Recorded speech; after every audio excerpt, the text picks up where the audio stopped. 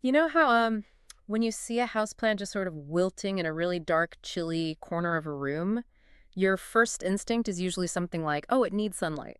Right, yeah. Or water. Exactly. Like maybe a warmer spot. You don't just stand there and yell at the fern for being dramatic, Yeah, right? I mean, that would be ridiculous. Yeah, you don't accuse the plant of having a bad attitude. Right, because we instinctively understand that if an organism is struggling, there's a mismatch.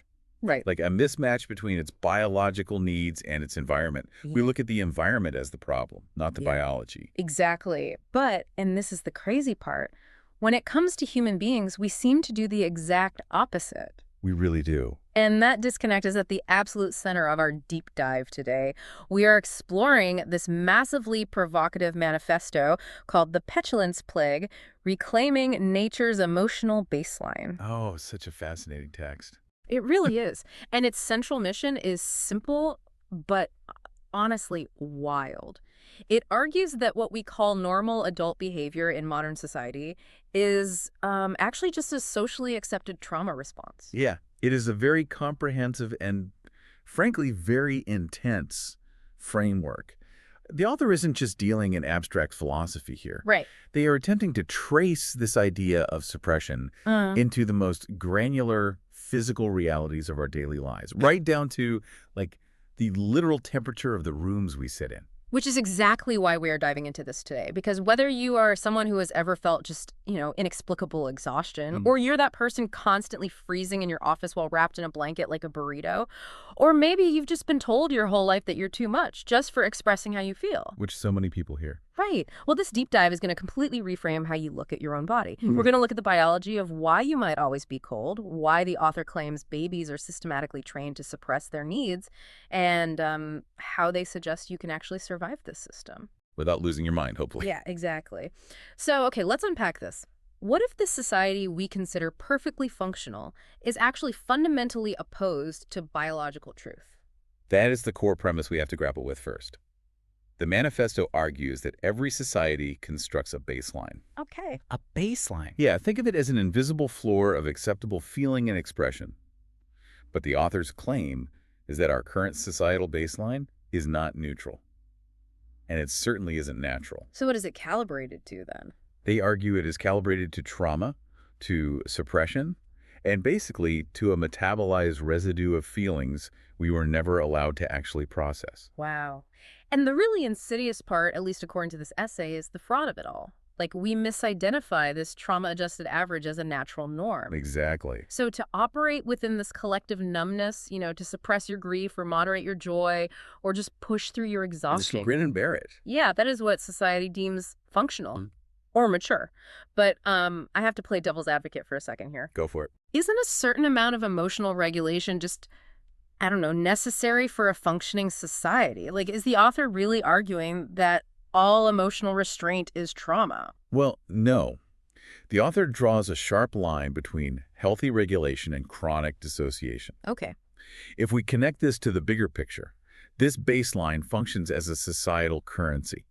It is the shared denominator that earns you social legibility and belonging. So it's not saying you should just be screaming in the middle of a grocery store. Right, exactly. The argument is that this baseline is an invisible atmosphere we all breathe. It dictates what earns us approval, and it effectively treats low-grade dissociation as health. Oh, wow. Yeah. If your nervous system accurately registers what is happening, like if you demand emotional truth, you are marked as a problem. Which brings us to the actual title of the piece, right? The Petulance Plague. Yes. The author posits that society actively weaponizes this concept of childishness or petulance against us. It's not actual childishness they are punishing. No, it's the accusation of it. Right, deployed against anyone who expresses a genuine emotion or refuses to suppress a need. Like, if you show real grief, you're being dramatic. If you enforce a boundary, Yeah. you're demanding. Yeah. So it's like society has set the emotional thermostat to freezing, and instead of turning up the heat, we just point at the people shivering and call them dramatic for needing a sweater. I love that analogy Yeah. because it actually maps perfectly onto the author's next major point. Oh, really? Yeah, because they argue this freezing thermostat isn't just a metaphor. The essay moves directly from emotional temperature to literal Physical temperature. Right, the actual temperature of the room. Exactly. The claim is that this plague lives in the mundane administration of our physical bodies. Yes, and this is where the claims in the text get incredibly specific. It highlights how standard office and home temperatures were historically calibrated to a very specific demographic. Which is? A suited, sedentary male in the 1950s. Which, I mean, fine, we've all fought over the thermostat in a cubicle. But society standardizes this as a social contract. If you deviate from it, you're framed as weak or fussy. And the text dives deeply into the supposed biology of why certain people are disproportionately penalized by this, specifically focusing on people with distinct diets. Okay, yeah, this part was wild to me. The author outlines how those who eat exclusively raw food, raw vegan diets, or sustain themselves on what they call healthy liquids and fruit nectars, they inhabit a completely different thermal reality. Okay, wait, let me just get this straight. The author is arguing that if I just drink fruit nectar all day, I'm somehow vibrating at a different metabolic frequency. Well, I mean, that sounds a bit esoteric. Is there actual thermal biology behind this, or is this just a metaphor for being, sensitive? no, the author presents it as strict thermal biology. Okay. The rationale provided in the text is that someone processing heavy cooked foods or animal proteins generates a significant amount of internal digestive heat. Right, because it takes energy and friction to break those foods down. Exactly. But the text claims that a fruit body or a liquid body generates far less of that heavy digestive heat, which results in heightened vascular sensitivity. So they just don't have that internal furnace going. Right. So according to this framework, they are genuinely biologically more sensitive to environmental cold. It's not in their imagination. So, okay, assuming that biological premise is true for a second, why is that such a critical problem? Like, why can't they just put on a heavier coat? The author's biological why relies on the concept of physiological stress. Okay. If a body is actively regenerating or detoxifying, which the author claims these specific diets are meant to achieve, it requires metabolic ease. Gotcha. When the environment is chronically cold, the body has to divert energy away from cellular healing just to maintain basic thermoregulation. Oh, I see. So it halts the healing process. Exactly. The argument is that in a healthy ecosystem, the environment adjusts to the needs of its most sensitive members. But in a toxic baseline, the sensitive member is shamed and told to just deal with it. And the text even suggests very specific remedies for these highly sensitive bodies, right? Like warm, not hot foot baths, Yes. layering natural fibers like wool or silk, drinking sun-warmed liquids instead of pulling cold juice straight from the fridge. And using warming herbs like ginger, tulsi, and cardamom. Right. But, I mean, practically speaking, in a shared house, someone is going to be uncomfortable. Sure. Why does the author argue the warmer person should just put on lighter clothes rather than the colder person bundling up? I just have a hard time buying that the world has to universally cater to the coldest person in the room. Well, the author justifies this by establishing a hierarchy of biological necessity. How so? In their view, for the person who runs warm, taking off a layer requires very little physiological cost. But for the person who is chronically cold, losing access to physiological ease halts their entire healing process. So the stakes are higher for the cold person. Exactly. Warmth, in this framework, is the more fundamental biological need. The essay states it is significantly easier for a body to cool down than it is for a depleted body to generate internal heat from scratch. Okay, so it's about prioritizing the organism that is actively spending energy to heal. I get that. Yeah. But if this baseline is so physically and emotionally restrictive, and if it's literally freezing us out, how do we all just accept it? Like, why aren't we all rebelling against this invisible floor of numbness? Because, according to the manifesto, this training doesn't start in adulthood when we can rationalize it. When does it start? It begins literally at birth. Wow. The author calls this the architecture of infant suppression. Think about it.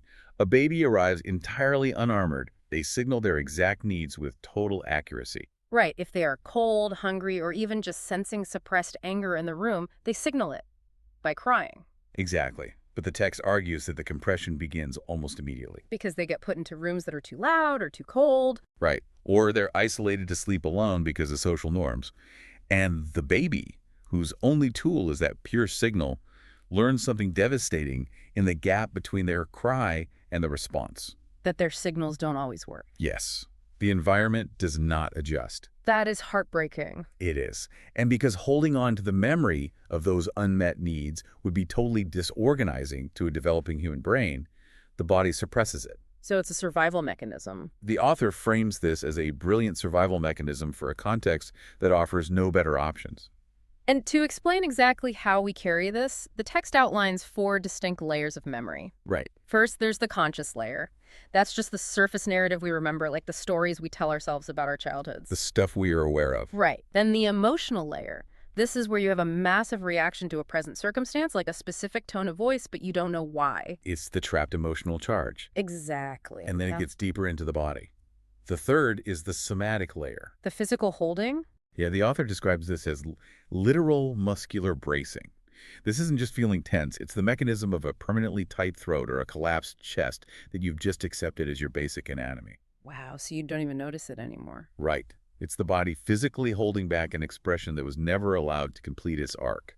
And finally, there's the ancestral or cellular layer, which the text posits is inherited, unresolved lineage grief passed down biologically. Yes, the deepest layer. Okay, so if we are walking around with these 4 heavy layers of compressed memory, what happens when someone tries to undo it? What's fascinating here is how the author describes the manifestation of healing. When a naturalist... Which is the text's term for someone returning to nature's baseline, right? Yes, exactly. When they start removing these buffers, they often encounter sudden, unexplainable grief. Just out of nowhere. Seemingly out of nowhere. Or they experience intense, spontaneous physical coldness. Oh, circling back to the temperature thing. Exactly. The text is very clear on this. This is not a regression. It is the body finally feeling safe enough to process archived, unmetabolized trauma. Okay, so it's like your nervous system is a computer hard drive. I like where this is going. And it automatically zips files that are way too big to process, storing them in a hidden background folder so the whole system doesn't crash. Right.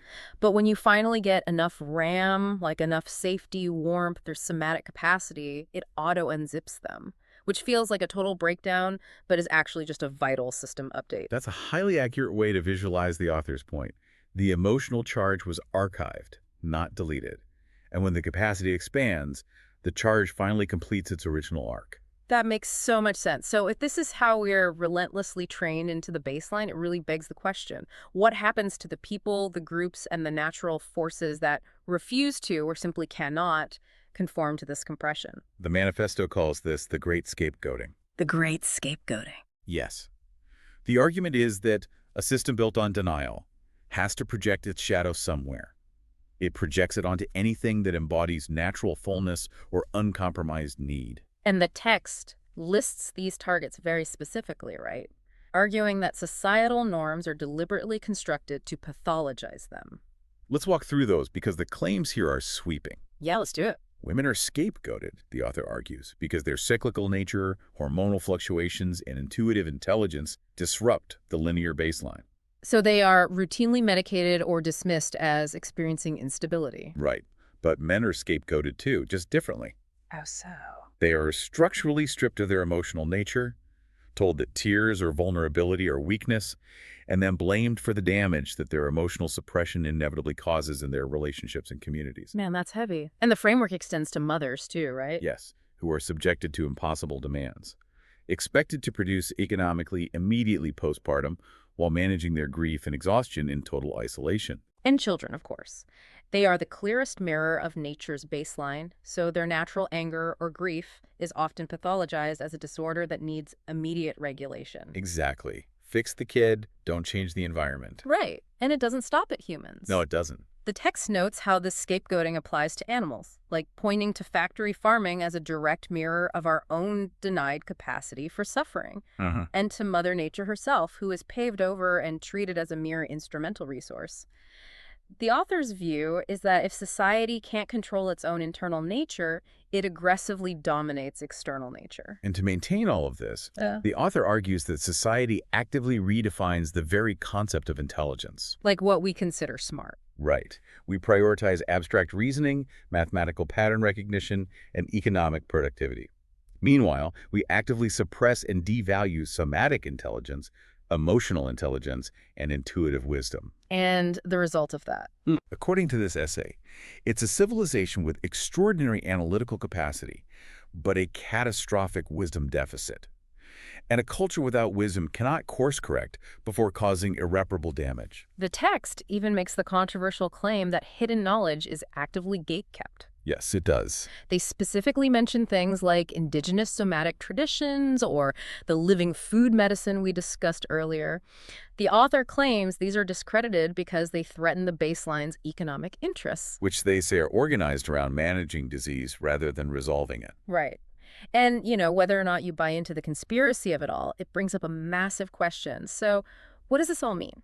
It's the big question. If the system is actively suppressing all this vital force and emotional energy, what is it using that extracted energy for? Is it just for economic productivity, or is there a deeper compliance being bought here? It's a profound question, and the author's answer is quite grim. I figured. The text argues that the suppression of feeling is an enormous energetic expenditure. Holding back grief or forcing yourself to perform a state of cheerfulness you don't feel, it takes massive amounts of biological energy. I mean, we've all felt that. Faking it is exhausting. Exactly. When emotional arcs, like fear or anger, are interrupted and not allowed to complete, that energy metabolizes into chronic tension and low-grade anxiety. So we're essentially burning our own batteries, just trying to look normal. Exactly. And the system thrives on this. Because a population that is in chronic internal debt, exhausted by the sheer effort of their own suppression, produces compliance. Oh, wow. They lack the vital force, what some traditions might call prana or ki, to imagine or build anything outside of what already exists. They're simply too tired to rebel. That is a staggering way to look at exhaustion. It's not a failure of your time management skills or your sleep hygiene. The author is framing it as a literal extraction of your vital force. Yeah, it completely flips the narrative. Which, frankly, sounds incredibly bleak. Like, are we just doomed to be drained batteries? How does the author suggest we actually survive in a corporate office or a modern city without losing our minds or hiding in a cave in the woods? That brings us to the pragmatic climax of the manifesto: navigation.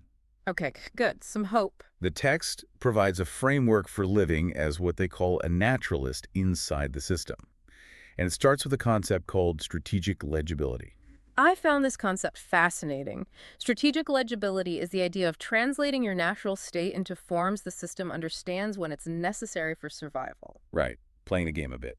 But, and this is the key distinction, without believing the translation is your true self. Crucial point. It's like being completely fluent in a second language so you can survive at your corporate job, but strictly speaking, your native tongue at home so you never, ever forget what your own voice sounds like. That's a great way to put it. And that native tongue is spoken in what the text calls your private ecology. Private ecology.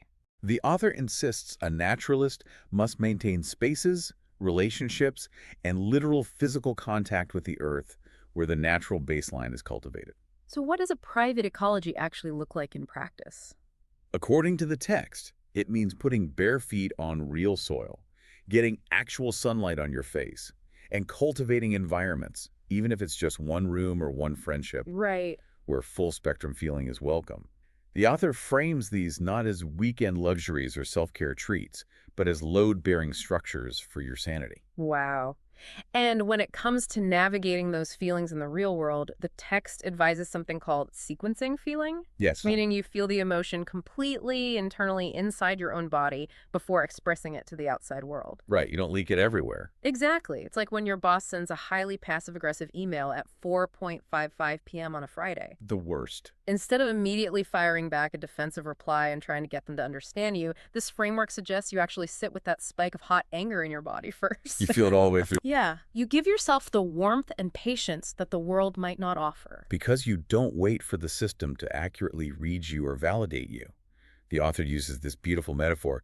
A river doesn't wait for the concrete to approve its direction. Oh, I love that. Misreading is the system's limitation, not your disorder. This raises an important question, though. If we are just strategically hiding at work and being our true selves in our private ecologies, what is the ultimate point? Are we just trying to survive until we die? This raises an important question about exactly that, and the author synthesizes this beautifully at the end. The goal isn't to perform a loud, exhausting rebellion or to spend all your energy fighting the toxic baseline. Okay. The goal is simply to embody the original natural condition, to maintain your warmth, to honor your honest appetite, to feel fully. To live in it. By doing that, you become living evidence that another baseline is actually possible.